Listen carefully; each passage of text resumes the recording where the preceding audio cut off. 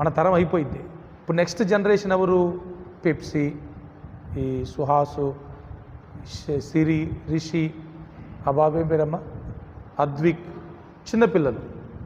ఈ పిల్లలు మనలాగా దేవుని యందు భయభక్తులు కలిగి ఉండాలంటే వాళ్ళకి ఇప్పటి నుంచే దేవుని విషయాలు బోధించబడాలి. లేకపోతే ఇప్పుడు ఉట్టిగానే మనం చూస్తున్నాంగా పిల్లలందరూ పాడైపోతున్నారు. చెడు అలవాట్లకి, గేమ్స్కి, మొబైల్స్కి ఇలా పాడైపోయి చర్చిలకు రావడం లేదు, ప్రార్థన చేయడం లేదు, బైబిల్ చదవడం లేదు. అలా నెక్స్ట్ జనరేషన్ ఎక్కడ పూర్తిగా ఇదైపోయిద్దో అనే ఒక భయం పెట్టిపోయారు వాళ్ళు నా గుండెల్లో. నిజంగానే అది వాస్తవం, ఆలోచిస్తే అట్లనే ఉంది. యెహోవాని ఎరగని తరం ఒకటి వచ్చిందని నిర్గమాకాండంలో ఉంటుంది. సో అలా యెహోవాని ఎరగని తరం ఉండకుండా ఉండాలంటే in every church must and షుడ్గా సండే స్కూల్ పరిచర్య అనేది జరగాలి. ఎంత చిత్రం అంటే మనందరం సిద్ధపడేసరికి పిల్లలే రాకుండా అయిపోయారు.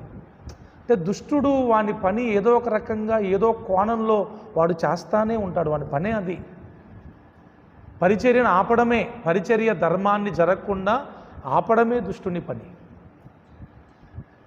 సో నేనేమంటున్నానంటే సరే బయట పిల్లలు రావట్లేదు, నెక్స్ట్ సండే నుంచి మన పిల్లలన్నా రావాలి.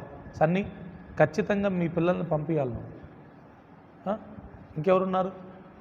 సలోమి అక్క, మీ పిల్లల్ని పంపించాలి. రిషి, నువ్వు కూడా రావాలి. ఓకేనా? మన పిల్లల కొరకైనా మనం పెట్టుకుందాం సార్. ఒక్కరు రాని, ఇద్దరు రాని, ముగ్గురు రాని, ఏం చేయాలి? పిల్లల్ని మనం ఖచ్చితంగా దేవుని భయములో పెంచాలి. దానికి ఒలీవా, షారోను, శిరీష, మీరందరూ సండే స్కూల్ టీచర్స్గా సిద్ధపడాలి. ఓకేనా? వారానికి ఒకరు. ఎందుకంటే మనం నిర్లక్ష్యం చేసే కొద్దీ వానికి అలుసు ఎక్కువైపోతాం దుష్టునికి. ఓకే, సో ముందు ప్రేయర్ చేద్దాం, తర్వాత మనం ఈ సండే స్కూల్ పరిచర్లో ముందు కొనసాగుదాం. రైట్?